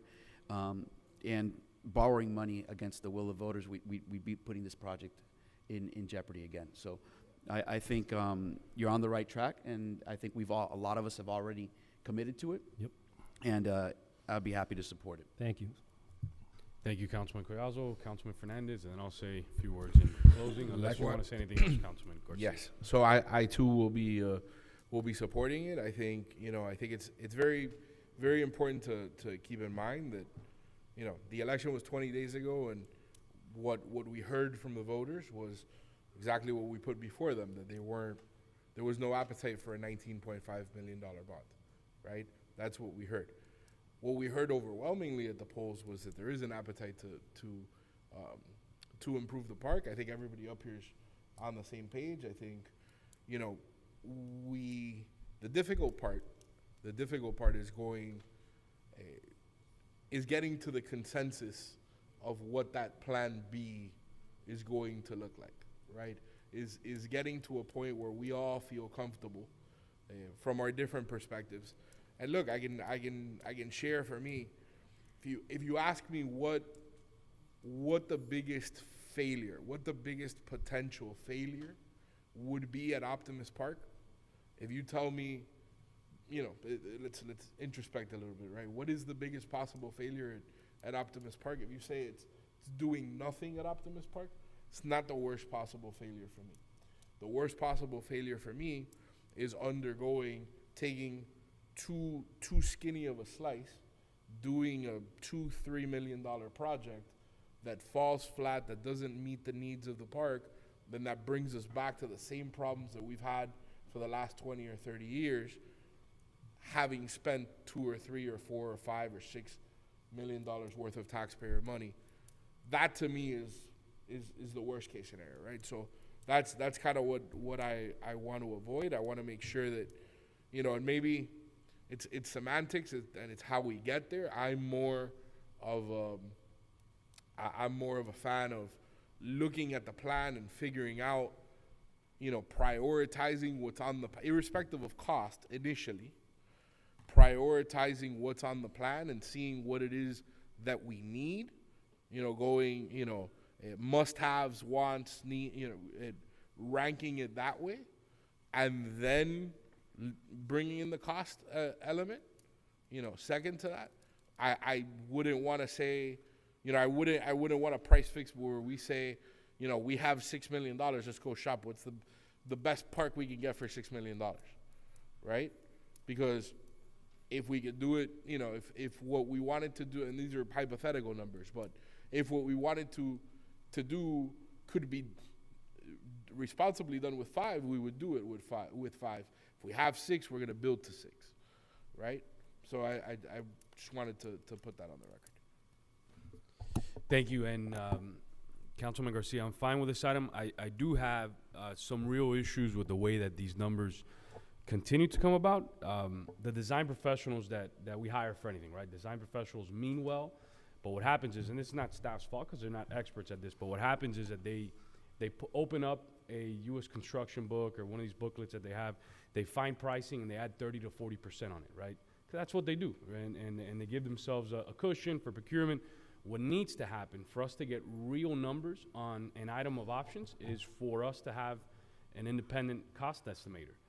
Somebody that comes in and independently of the design professionals of the process and go through a real estimation of this. And that's when we get to the nitty gritty. One of the perfect examples of that was when the fence issue, the concession stand, that was just the tip of the iceberg. Imagine if we go through an independent cost estimator on every item. I could tell you, you'd see 30 to 40% right off the bat. If you guys remember way back, maybe like a year ago, I brought up the concession issue and I brought up a price and because I knew that that's what happens throughout the process. And that happens, maybe we need one. What the real cost is of these projects. But that's the major challenge with some of these things is that design professionals that mean well look up a book and add 30, 40% to it. And then they give it to our staff, and then our staff gives it to us. Then we got to present it to the people, and people are like, these prices are crazy. So and we saw it. I'm telling you, the tip of the iceberg was the issue with the fences that caught all of us off guard. And I remember I was upset about it, and so was Councilman Ruano. We were like, why don't we do this across the board? But the only way I continue to participate on it is if there's a real independent estimation of these items, because I'm not going to continue to deal with items that are 30, 40% inflated, and then us having to show face with our residents, while a meeting before, literally they figured it out and saved $6 million, you know, off this thing. So that's just my 2 cents. I'm fine with moving it forward today, but for me to participate in any real serious discussions moving forward, there has to be independent cost estimation involved in the process. Is that a motion, Mr. Mayor? I'll make that motion. I'll second. Discussion on the motion. Discussion on the motion. Seeing none. All those in favor? Aye. Aye. Aye. Any opposed? The motion passes. We're back onto the main motion as amended. Any closing comments, Councilman Garcia? I would thank my colleagues for your already years of hard work in this. And this is just the next step of making sure that we fulfill our promises to the residents. And I believe in an open process, transparent process, and everybody needs to be involved in this because it's going to benefit everybody. So, thank you. Thank you, Councilman Garcia. All those in favor? Aye. Aye.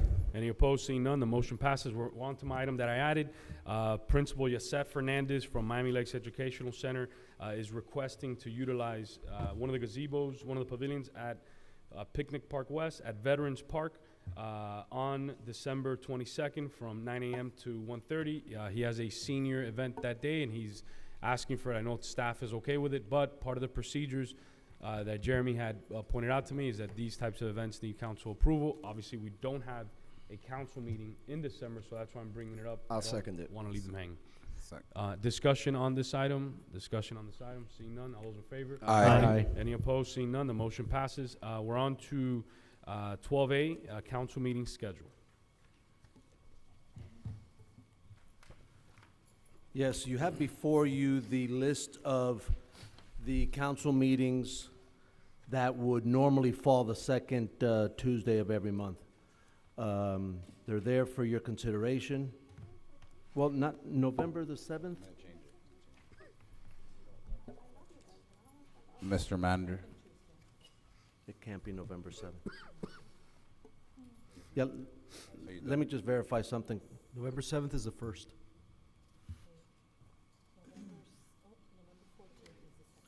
November 14 of 23, so that's one Scrivener's error. Yeah. So that's it. Mr. Manager, I wanted to propose changes from February 14th to February 7th, and from June 13th to June 6th. Yeah, 100% with the 14th. That's Valentine's, and it's Melissa's birthday. It's Melissa's birthday. I cannot be here for that. So, no, but I'm fine with that. So it's February 7th, Changing from the 14th to the 7th. What was the other one? Changing from June 13th to June 6th. June 6th. And I think Councilman Morano, you mentioned one in November. You said something or no? No, they have changed it to November November 14th.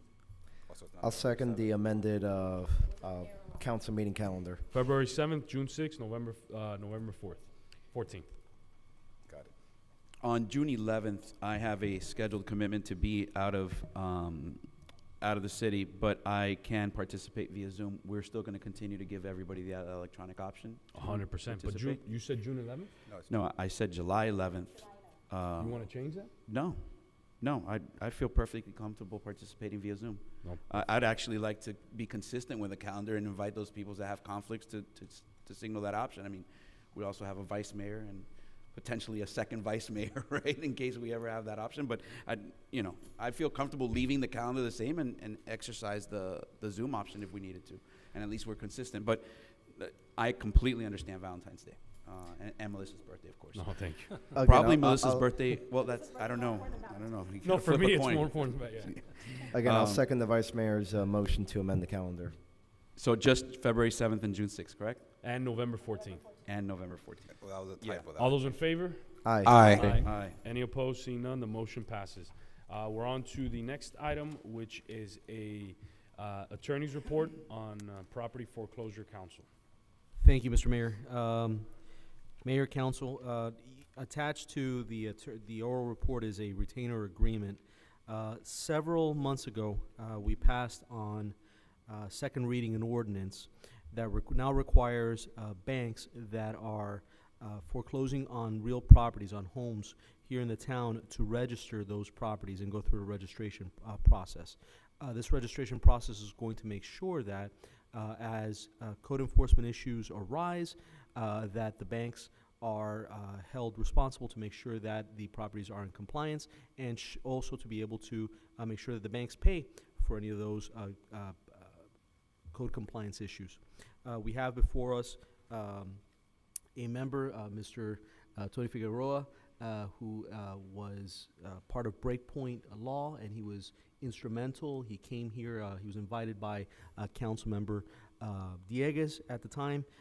He helped me write the actual ordinance that we passed, and his firm has a unique position in that they've been instrumental in creating these ordinances throughout different cities in the state of Florida. Most recently, they are going to be doing this work for the Palm Beach County, and the work is basically the following. Out of all and the way that they're going to get paid is the following. Out of all the registrations of the bank, they will collect $100 out of the $500 registration that we will be collecting from the bank, and they will also be collecting a third out of any collections that they get from code compliance. This does not cost the town anything. The reason that it is under the attorney's report is that one of the exemptions is that anything that has to do with Article 3, which is the Office of the Town Attorney's contract, and part of our contract does allow us to get additional services when needed that are considered expert, and I would consider that this is kind of a niche area of the law, and this firm provides the expertise that would assist the town, and again, they will only get paid on recovery. So if it is good for the town, if you want to ask Mr. Figueroa, he's here present, you can ask him any questions you'd like, and if not, I'd ask that you allow us to move forward with this agreement. I'm going to go ahead and move to adopt the retainer agreement as it exists. As the attorney just mentioned, this doesn't cost the town anything. They have the experience. This is a no-brainer. It's a win-win for us, for our residents, to hold the banks accountable when they begin the foreclosure process. And again, we've debated this ad nauseum, so this is the point where we're at. So that I moved to adopt the retainer agreement. Second. I have a question of our attorney and a break point real quick. For our attorney, what happens today? I'm not sure I understand the question, Mr. Mayor. What do you mean, what happens So today? they're not working for us today. Who handles this This today? is a brand-new ordinance, so it really hasn't been put into play as of yet. No, but before, when we had liens on property, like what would happen? Walk us through that scenario.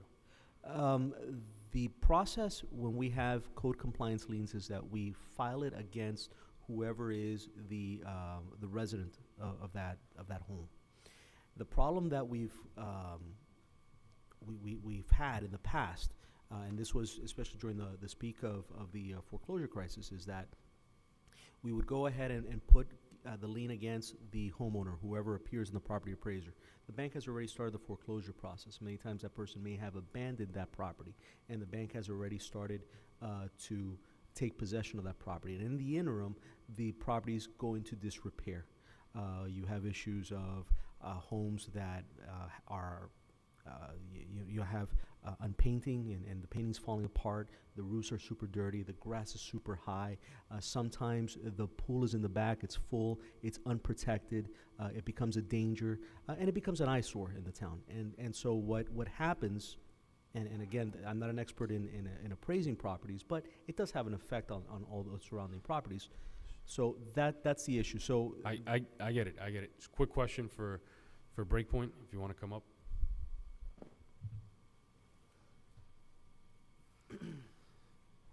So I know for our residents, when they see a word like that, Property Foreclosure Council, folks get a little nervous, and especially when it comes to code issues. Just for posterity purposes, just walk us through what you guys do and how it does not, what I don't want to be in the business of is, if there's a resident that having a tough time, that there has to be leniency, and we got to work with people, right? Obviously, if there's something there for a long, long time, there's a different story, but I'm also a big believer in, helping where we can. So walk us through what you do in the Property Foreclosure Council process. Yeah, of course. So good evening, Council, Mr. Mayor, and town staff. So the way the process works is the banks under this ordinance or creditor, they're supposed to register the property itself. With the town, they're supposed to provide information, pay the registration fee, work in conjunction with who is administering the ordinance itself so that they are in compliance with code, rectify any issues such as what Mr. Cobea was saying, an unsecured pool, boarding up properties, so that way the town, they know who to reach out to in the event one of these properties is uncared for. The banks are taking care of them. And in the event that they do not want to comply with the ordinance, the firm, as a law firm, we can collect evidence, take them to court or to hearing as described in the ordinance, make sure that they pay the registration fee along with any penalties, associated over a period of time where they should have registered that property. And this is not designed to be going after constituents. It's understood that sometimes people have difficulty paying a mortgage, and so it's designed so that the language in the ordinance reads as over an extended period of time where it's shown to be vacant, mail is piling up, utilities have not been paid over an extended period of time. That's when we can confirm that in fact a bank or a creditor does own that property. We make sure, we always confirm to make sure that the creditor did in fact foreclose on it before going to any hearing or presenting it to any official magistrate, whoever it may be, and ensuring that we're collecting what is owed to the community and that creditor is in fact maintaining that property as it should be. So you get involved once it's foreclosed upon by the bank? Correct. Once that's filed, the lis pendens, then that is when the process begins. And the bank, are there human beings living in these properties at that point? No, we make sure that it is in fact vacant. So any sort of squatters, it's not a situation we've encountered before because of the thorough process we've written into ordinances like these, as well as boots on the ground type of visiting these properties to ensure that there is in fact nobody there. It's just strictly going after creditors. Yeah, the only issue now I feel a lot better. The only issue I have is with the registration fee. I don't know why there needs to be a registration fee. I think we just want banks to come in and sign up, but that's the allowable fee, and that's the fee that was introduced into the ordinance, which is that amount. Of course, it can be lowered if the council wishes to, but that is a justifiable amount, and that's the amount that usually banks do pay across the board for similar programs in the state of Florida. So. Okay. No, thank you very much. Thank you. There was a motion and a sec. You have any questions? No, you do? Councilman Garcia. I just had, the registration fee goes to, where does the, The registration fee comes to the town. okay, The firm does collect $100 from that registration fee. okay. And the extra. And by the firm, I mean Breakpoint. And then not the the four- Gastesi firm. The $400, where does that we keep, where does that go? That would go into the funds that we collect as code compliance, so it would go into that general amount. General fund. The town manager just indicated it will go into the general fund. General fund. General.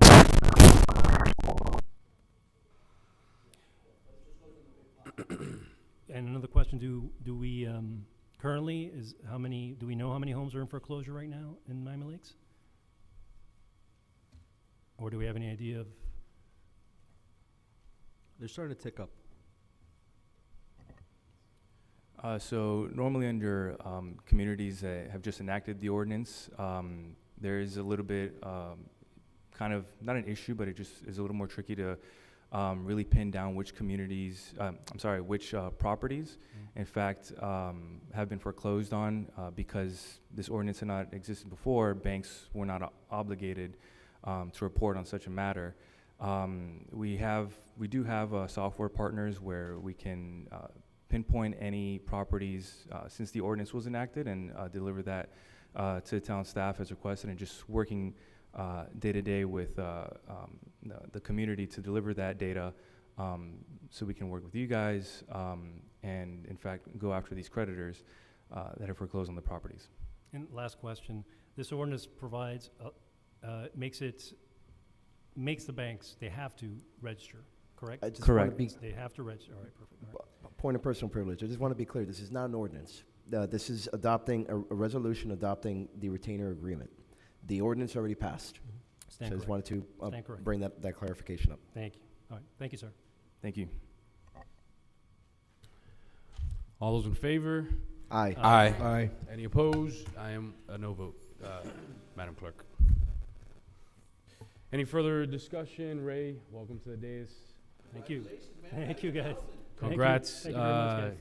Vice Mayor Alvarez. Congrats, Councilman Diegues. Everybody have a good night. Merry Christmas and Happy New Year. We won't see you till then. Thank Take you, care. everybody.